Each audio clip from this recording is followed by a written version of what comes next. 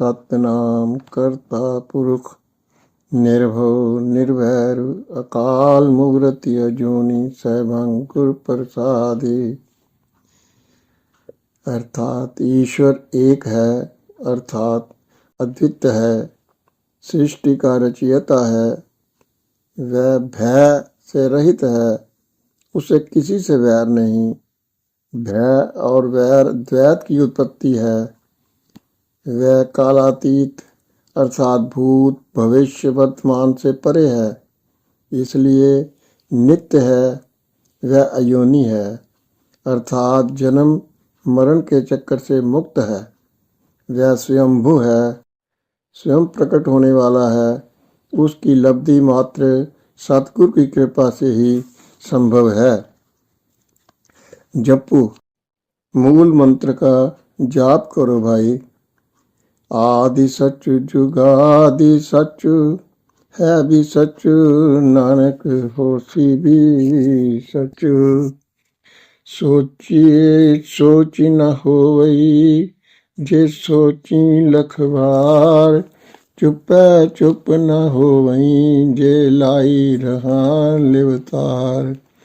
भूखियाँ भूख न उतरी, जे बन्ना पुरियाँ पार। सहस ध्यान 5 लख होई, ता इक न चले नाली। किव सचियारा होइए, किव कूड़े टुटे पाली। हुक्म रजाई चलना, नानक लिखिया नाली। भावार्थ, वह प्रभु वाहेगुरु ही एकमात्र सत्य स्वरूप है। जब कुछ नहीं था तो भी उसकी सत्ता थी। चारों युगों सतयुग त्रेता युग द्वापर युग कलयुग से भी पूर्व वह सत्य स्वरूप परमात्मा विद्यमान था।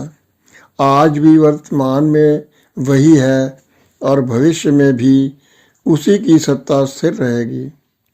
शुचिकरण शौचालय द्वारा कोई पवित्र नहीं हो सकता, अर्थात शौच आदि से यथार्थ ज्ञान की उपलब्धि नहीं होती। चाहे कोई लाखों बार भौतिक सफाई करता करे, ज्ञान लब्धि मन की निर्मलता से संभव है। भौतिक निर्मलता शौच से सत्य की प्राप्ति नहीं। वाणी की चुप्पी से मन के संकल्प विकल्प शांत नहीं होते। चाहे कोई चित्त वृत्तियों को कितना भी संयमित करने का प्रयास करे, उसका मन भटकता ही रहता है। भूखा रहने अर्थात व्रत उपवास करने से तृष्णा रूपी भूख का दमन नहीं होता। सृष्टि की वैकुंठपुरी इंद्रपुरी आदि पुरियों के यदि सब वैभव भी प्राप्त कर लिए जाएं तो भी तृष्णा का कहीं अंत नहीं। यदि मनुष्य के पास असंख्य बौद्धिक तर्क और विश्लेषण मौजूद हों, परमात्मा की राह पर एक भी सहयोगी नहीं होता। तब ऐसे में सांसारिक मनुष्य क्यों कर सत्य पंथ गमन कर सकता है। झूठ का निस्तार कैसे संभव है। माया का आवरण क्यों कर विदीर्ण होगा। इसके उत्तर में गुरु नानक जी कहते हैं कि जीव को परमात्मा के हुक्म राजी वर रजा में रहना चाहिए। अपने लिखे हुए प्रारब्ध कर्मानुसार कोई भोगने की तदबीर होने के कारण सुख दुख की संवेदना से अतीत रहने का प्रयास करना चाहिए। उसी से मिथ्या तृष्णा का आवरण हटना संभव है। सत्य की सत्ता की अनुभूति का यही एकमात्र मार्ग है। इसे ही गुरुमत मार्ग कहा जा सकता है। वाहेगुरु वाहेगुरु वाहेगुरु। हुक्मी होवनी आकार, हुक्म न कहिया जाई। हुक्मी होवनी जीव, हुक्म मिले वड्याई। हुक्मी उत्तम नीच, हुक्मी लिख दुख सुख पायहीं, इक ना हुक्मी बख्शीस, इक हुक्मी सदा भुआयहीं। हुक्म अंदरी सबको, बाहरी हुक्म न कोई। नानक हुक्मे जे बुझे, तहु में कहे न कोई।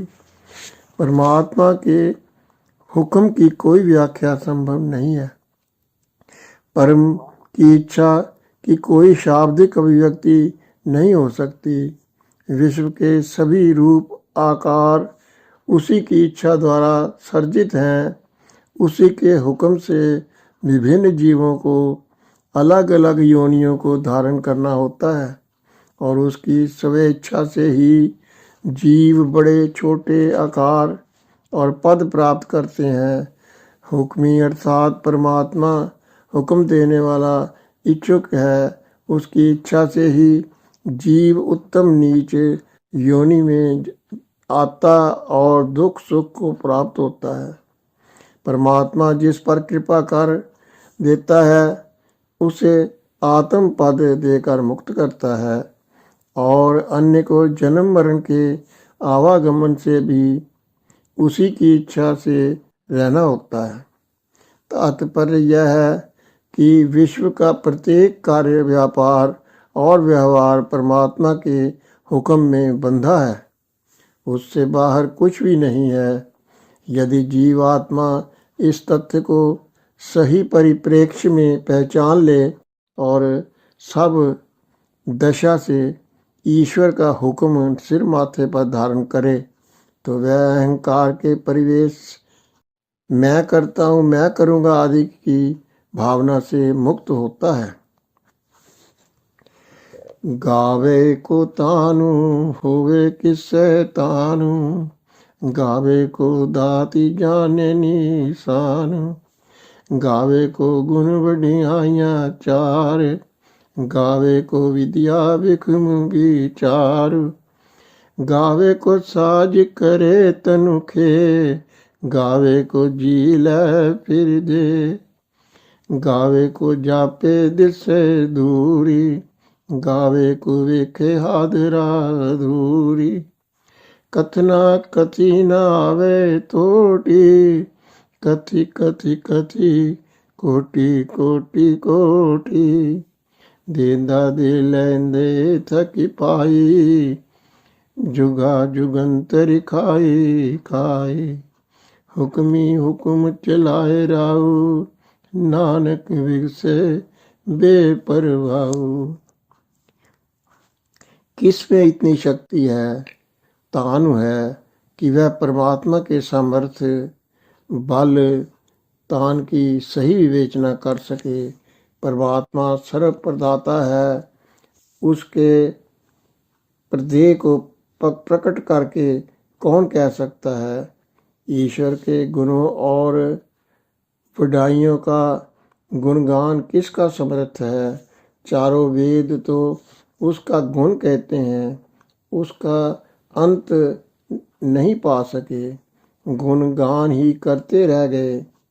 जो विद्यमान वेदांत आदि कठिन विचारों से अभिन्न है वह भी परमात्मा के सही गुणों का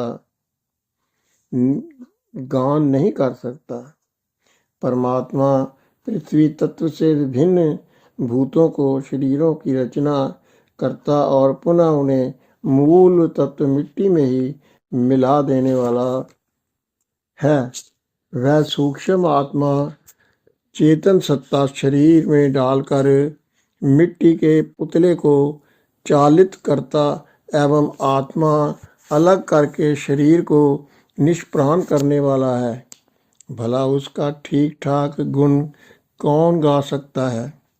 परमात्मा तत्व मानवीय ज्ञान और दृष्टि दोनों से परे है।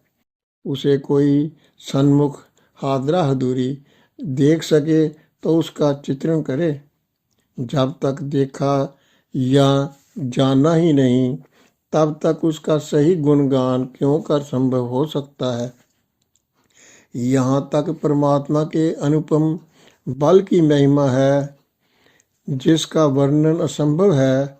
जिन विद्वानों, मनीषियों, पंडितों ने वेद, शास्त्र, उपनिषद, पुराण आदि के सहारे उस परम सामर्थ्यवान प्रभु की शक्ति गाथा कहने का प्रयास किया भी है, वे भी किसी अंत तक नहीं पहुंच पाए। करोड़ों कथा कहने को हुए, बात सब बीत गए। प्रश्न उठता है, ऐसी अद्भुत सशक्त सत्ता कैसी है? वह दाता देने वाला है, उसका प्रदेय इतना व्यापक है कि सृष्टि के समस्त जीवों को वह निरंतर जीवन और जीवन साधन देता ही जाता है। लेने वाला थक जाते हैं, देने वाले का कोई कमी नहीं। सृष्टि के जीव युग युगांतर से उसी का दिया खा रहे हैं। वह जगत को अपने हुक्म सूत्र से बांध रख कर चला रहा है। स्वयं इच्छा रहित बेपरवाह होने के कारण जीवों की अज्ञता पर प्रसन्न होता है, अर्थात माया बंधनों में पड़े जीव अहंकार वश प्रभु के कार्य व्यापार को अपना किया बताते हैं, तो भी वह परमात्मा उन पर क्रुद्ध न होकर उनकी नासमझी पर मुस्कुराता है। वाहे गुरु, वाहे गुरु, वाहे गुरु।